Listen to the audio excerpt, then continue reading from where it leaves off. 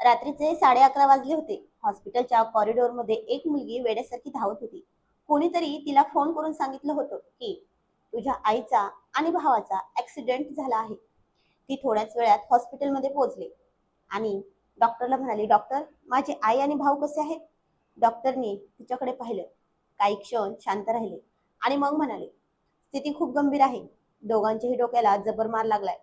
लगेच सर्जरी करावी लागेल आणि त्यासाठी 20 लाख रुपये लागतील आणि तुमच्याकडे फक्त 24 तास आहेत. त्या एका वाक्याने रियाचं जग कोसळलं. तर सर्वांना नमस्कार. आजची ही कहाणी आता सध्या चाललेल्या आपल्या समाजातील अंधश्रद्धा बाळगून त्यांच्या हव्यासाला बळी पडणाऱ्या एका भोंदू बाबाविषयी. तर हजारो मुलींचं आयुष्य त्याने कसं उद्ध्वस्त केलं आणि त्या मुलींना आता न्याय मिळणार की नाही हे यातून आपण बघणार आहोत. तर रियाचं जग कोसळलं. 20 लाख आणि ती फक्त 24 तासांत ती हळूहळू खाली बसली. तिच्या डोळ्यात अश्रू वाहू लागले. तिच्या डोळ्यासमोर तिचं लहानपण आलं. जो लहान भाऊ तिच्या मागे धावत होता. दीदी, दीदी थांब ना. ती म्हणाली, अरे गोटू, पकडून दाखव. आणि अचानक तो हरवला होता. आणि आज आज पुन्हा एक भाऊ तिच्या हातातून निसटत होता. तिचा एक भाऊ लहानपणीच हरवला होता आणि एक भाऊ आता हातातून निसटत होता. रेया उठली. तिने स्वतःला सावरलं. मी हार मानणार नाही. तिने नातेवाईकांकडे मदत मागायचे ठरवले. फोनवर फोन केले. काका प्लीज मदत करा. पण उत्तर एकच, आमच्याकडे पैसे नाही, मी बिझी आहे, नंतर बोलू. त्या क्षणी रिया पूर्णपणे एकटी पडली होती. शेवटी ती ऑफिसमध्ये गेली. सर, मला 20 लाखांचं कर्ज हवं आहे, अर्जंटमध्ये, आत्ताच हवंय.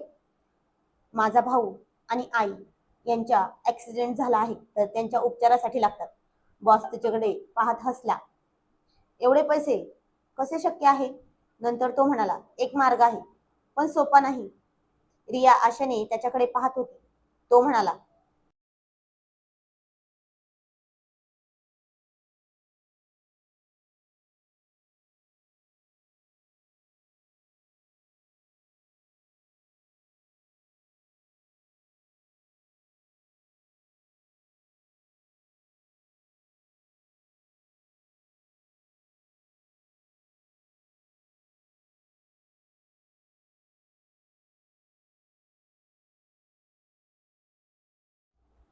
माझा एक पार्टनर आहे. जर तू एक रात्र त्याच्यासोबत घालवलीस तर सकाळी 20 लाख तुझ्या हातात असतील. त्या क्षणी रिया रागवली आणि म्हणाली, ही मदत आहे की सौदा? बॉस शांतपणे म्हणाला, निर्णय तुझा आहे. त्या रात्री रिया एकटी उभी होती. एका बाजूला स्वाभिमान, दुसऱ्या बाजूला कुटुंब. देवा, मला माफ कर, ती मनातल्या मनात म्हणाली. स्वतःला सावरत बोलत होती, ठीक आहे, मी तयार आहे. मी त्याच्यासोबत रात्र घालवीन, पण माझी एक अट आहे. त्याला माझ्यासोबत लग्न करावं लागेल. तो म्हणाला, ठीक आहे, पण सकाळ होताच तुला डिवोर्स दिला जाईल. जमेल का? तिने होकार दिला. पण ती समजत होती, जेवढं तेवढं सरळ नव्हतं हे तिला पुढे कळणार होतं. कारण हा तिच्यावर एक प्रकारचा ट्रॅपच होता. काही क्षणात तिच्यासोबत एका रात्रीच्या लग्नाचा करार लिहून घेण्यात आला आणि रिया सांगितलेल्या पत्त्यावर निघाली. त्या रात्री पाऊस पडत होता. रिया एका अंधाऱ्या फार्म हाऊसकडे जात होती. फार्म हाऊसचा दरवाजा उघडला. आत धूर, अंधार आणि विचित्र चिन्ह. रिया म्हणाली, कोण आहे तिथे? आणि आतून एक आवाज आला, स्वागत आहे. रिया पुढे गेली आणि थरथरली. वैभव? वैभव तू? तो तिच्या कॉलेजमधील मुलगा होता. वैभव, पण तो एक तर सेवक होता. रियाने कॉलेजमध्ये असताना सर्वांसमोर त्याच्या कानाखाली मारली होती. तो गालात हसला. तिला ओढून त्याने आत नेलं. तिथेच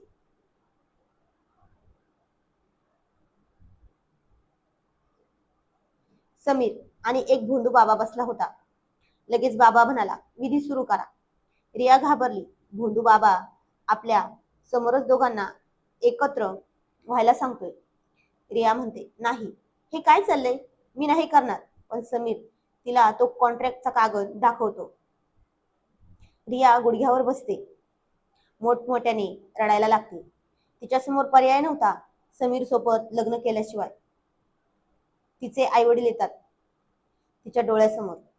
ती नाईलाजाने तयार झाली आणि म्हणाली, माझ्या कुटुंबासाठी मी काहीही करायला तयार आहे.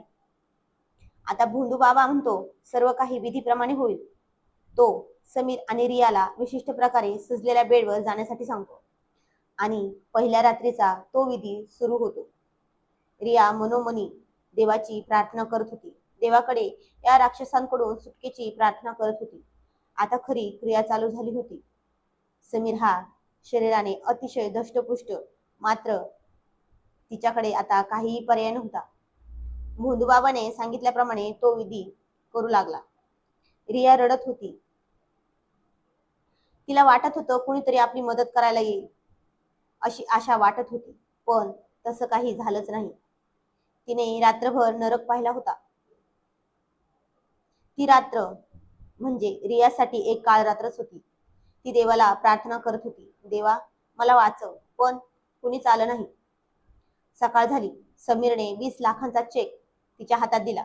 हे घे आणि निघून जा. रिया निघून गेली, पण पुढे जे होणार होतं त्यापासूनच सगळे अनभिन्न होते.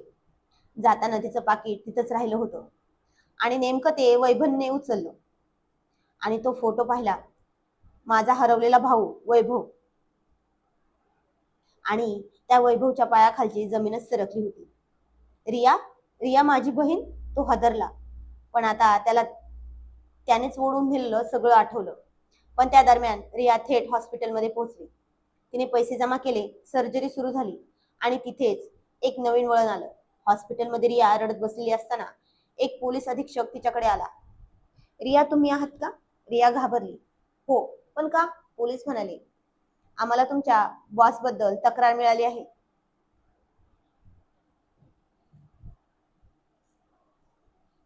त्याने अशाच प्रकारे अनेक मुलींना फसवून अत्याचाराच्या प्रकरणाचा तो मूळ गुन्हेगार आहे. रिया एकटी नव्हती. हा, पण एक मोठे रॅकेट होते. रिया काही क्षण शांत राहिली आणि तिनं सगळं सांगितलं. सत्य सांगितलं. फार्म हाऊस, तो भोंदू बाबा, समीर, करार, पोलीस. आता पोलीस लगेच ऍक्शन मध्ये आले. फोन ट्रॅक केला गेला सगळ्यांचा. लोकेशन मध्ये पण सगळेजण शोधली गेली. त्या रात्रीच पोलिसांना फार्म हाऊसवर छापा टाकला. दरवाजा तोडला. दरवाजा तोडला गेला. पोलीस कुणीही हालचाल करू नका म्हणाले. समीर पळण्याचा प्रयत्न करत होता, पण त्याला पकडले गेलं. भोंदू बाबा घाबरून बसला होता. त्यालाही अटक झाली.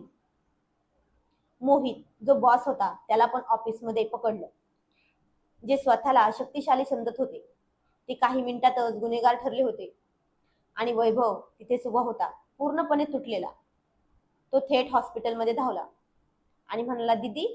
रिया त्याच्याकडे पाहते. मी तुझा गोटू आहे. त्या एका वाक्याने सगळं जग बदललं. दोघेही एकमेकांच्या गळ्यात पडून रडू लागले. तू मला मिळाला, तू मला मिळाला. पण किती मोठी गोष्ट, किंमत मोजावी लागली मला तुला मिळवण्यासाठी. डॉक्टर बाहेर आले. सर्जरी यशस्वी झाली होती. त्या दिवशी एक कुटुंब वाचलं, पण काही जखमा आयुष्यभर राहतात ना. असंच आताच्या समाजामध्ये सुद्धा काही अशा अनिष्ट अंधश्रद्धेवर आपण विश्वास ठेवून एखाद्या बाबाच्या टोना टुटका करणाऱ्याच्या आहारी जातो आणि आपलं आयुष्य उद्ध्वस्त करतो. त्यामुळे निर्णय घेताना कुठल्याही परिस्थितीमध्ये आपल्या घरच्यांना विचारा. दुसऱ्यांवर टोना टोटका करणाऱ्यांना अजिबात विश्वास ठेवू नका. त्यामुळं एक जग वाचेल. चला.